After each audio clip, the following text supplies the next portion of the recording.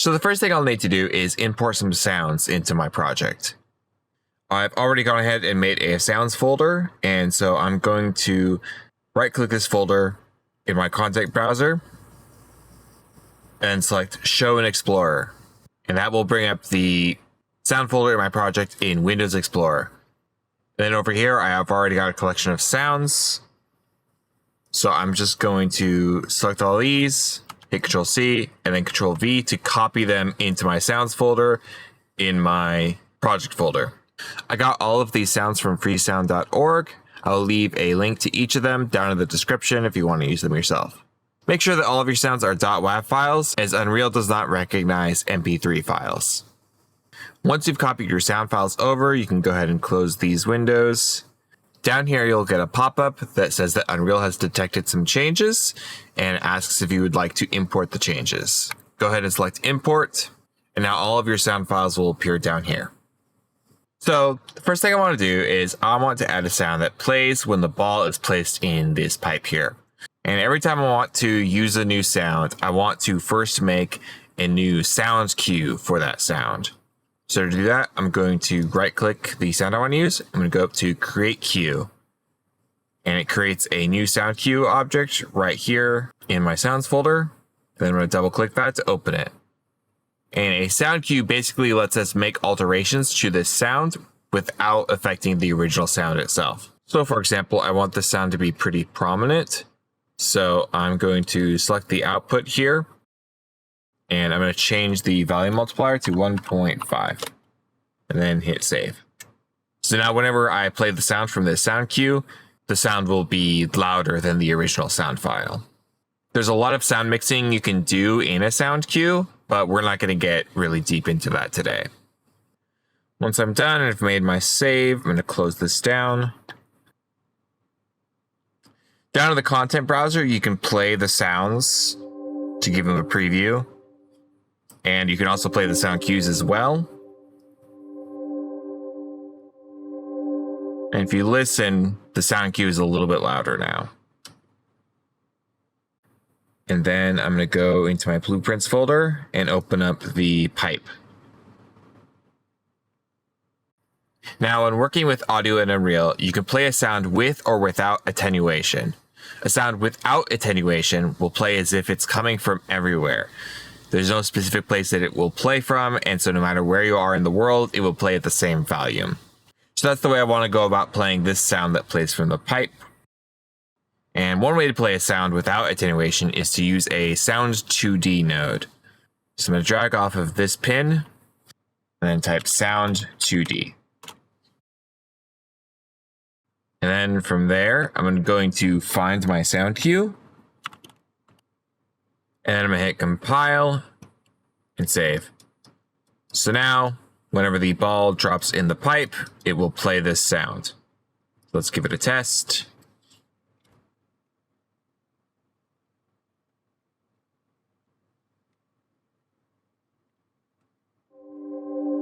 And there we go. There's my new sound. Next up, I want to add a sound to my ball object. I'm going to go back to sound. I'm going to go to this ominous hum. I'm going to create a cue again. Leave it with the default name. Open it up. Turn up the volume multiplier again. This one to 1.25. And now I'm going to select this node right here on the left. I'm going to check looping. And so now whenever that sound plays, it will keep looping until I tell it to stop. Then I'll hit save and I can close that. Then going back to blueprints, I'm going to open up my ball blueprint. So now with the ball, we want the sound to follow it and we want it to sound quieter when we get further away. To do this, we will play a sound with attenuation. A sound with attenuation plays from a specific spot in your world and can be heard louder or quieter depending on how close you are to the source of the sound. Sounds with attenuation can be played either by using a play sound at location node to specify where the sound is originating from. It'll take in a sound, a location, and these attenuation settings. Or, for our purposes, we can add an audio component to this blueprint to have the sound follow the ball. So I'm going to select my sphere and then select add audio. I'm going to leave the name as audio. Then with the audio component selected, I'm going to go over here to the details panel and go to sound. I'm going to find my new sound cue. And scrolling down a little bit, I'm going to go to the attenuation tab. And from here, I can select a set of attenuation settings. So I'm just going to open this up and I'm going to use the attenuation default. Hit compile, save. I'm just going to go outside real quick and I'm going to put a ball in the world. We're not going to go into VR this time. And you can see when I place that ball in the world, there's now a radius around it, as well as an even greater radius all the way out here. So the way attenuation works is whenever you're within the inner radius of an audio source with attenuation, the sound will play at full volume. Whereas when you leave the inner radius and start going out to the outer radius, the sound will get quieter and quieter until you leave the outer radius, and then you can no longer hear the sound. So I'm going to simulate this. See, it's pretty loud. If you have headphones on, you can hear it specifically in the ear, in the direction of the source of the sound.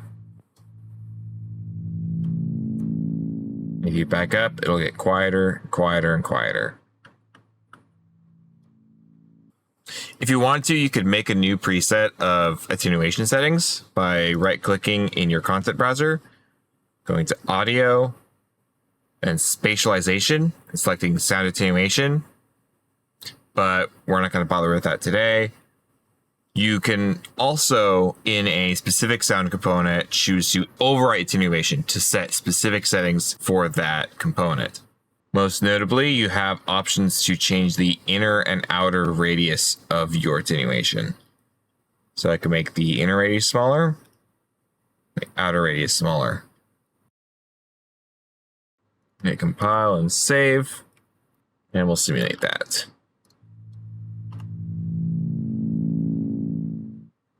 It falls off much quicker now because I brought in those radiuses.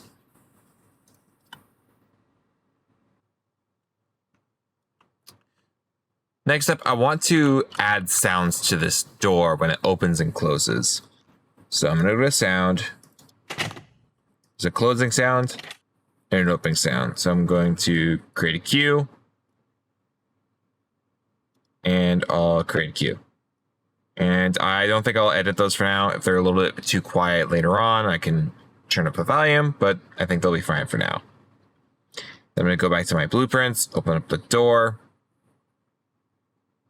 And then under my door pivot, I'm going to add an audio component.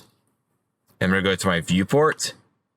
And I want to move this audio component right here to this part of the door, right where the latch would be that keeps the door closed and would make the sound when it opens or closes. Then I'm going to hit compile. I'm going to go back to my event graph. And then in my audio component, I want to make sure to set my sound, make it the door opening cue, and then set the attenuation to default. File again. Now let's just simulate real quick and see what happens. Now, the sound just played on its own without me telling it to, which doesn't really work in this instance because we want it to actually play specifically when the door opens.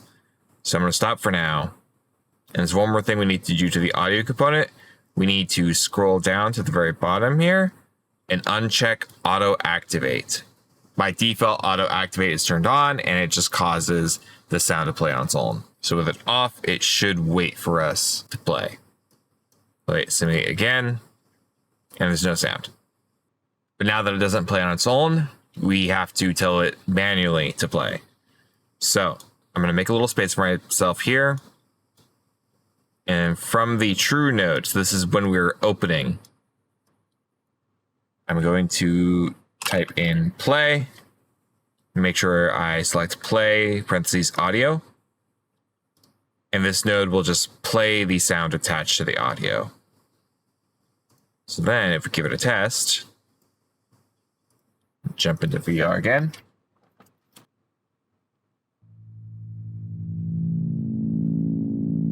Hear that ball now. And the door made the sound when it opened. So that's really great, but I want it to play two sounds, not just opening, but I also want to play the closing sound. So to make that work, I need to do a little bit more work in here to swap out the sound in the sound component. So for good measure, I'm just going to clear the sound from the audio component by selecting this arrow right here to reset to the default value. So now nothing will play if I were to open the door right now. Compile. And then I give myself a little bit more room. And from my audio component reference, I'm going to place a new node. And this will be a set sound node. And I'll put that right before my play node. So we're just making sure that it's the correct sound before it plays. And then under new sounds, I'm going to find door opening. And now it should work the same. Then I'm going to copy these and put them down here for my door closed. I'm gonna get rid of this print string. I'm gonna set this sound to door closing. And now we need to set up a little bit of logic to make sure that this only plays when it is closed. Because we can't have it play at the start of the animation. Otherwise it would make the closed sound right when the door starts moving and not when it hits the closed position. So instead, when the timeline is finished and the door is done animating, we want to add a branch node. And then we want to check the condition of the door. So if open is false, meaning that it's closed, that's when we want to play the closed sound. So I'm going to hit compile and save. And we'll give that a run.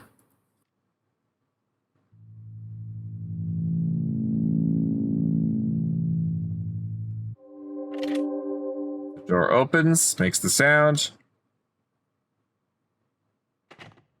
Makes the sound when it closes as well.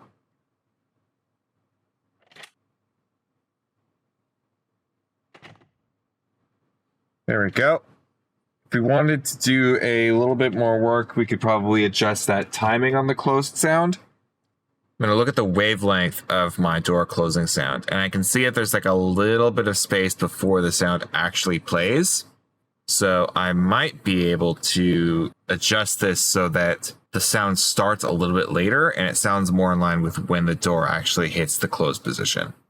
So just as a little bit of a guess, I'm going to, in the play node, set the start time to 0.2. So we'll skip the first 0.2 seconds of the sound and start from the 0.2 mark. Hit compile, save, and we'll just simulate it this time.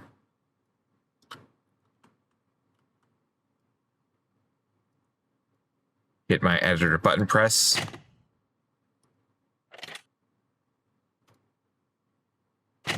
That sounds a bit better. Maybe it's playing a little bit too late though, so I'll set it to 0.1, file and save, simulate.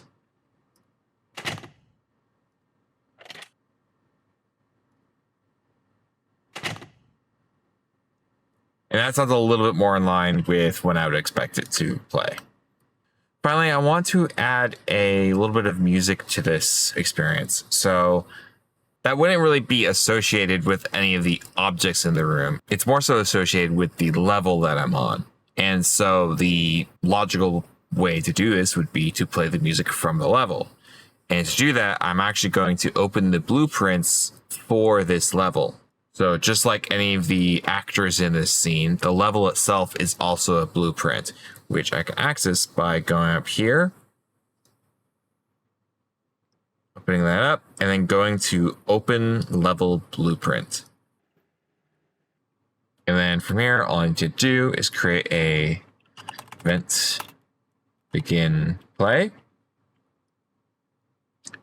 I got from there, play sound 2D, because it's not coming from anywhere specific.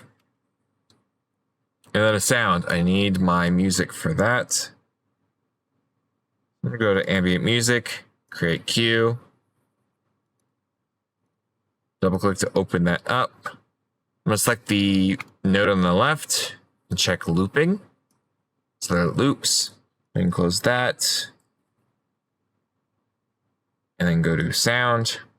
And select my ambient music cue. Hit compile and save. And close all of these. And if I jump back into VR, there's just a little bit of music. I made sure not to put it too loud so it doesn't overpower the sounds of my props or, you know, overpower my audience's ability to think about the puzzle, which is very difficult, as you can see.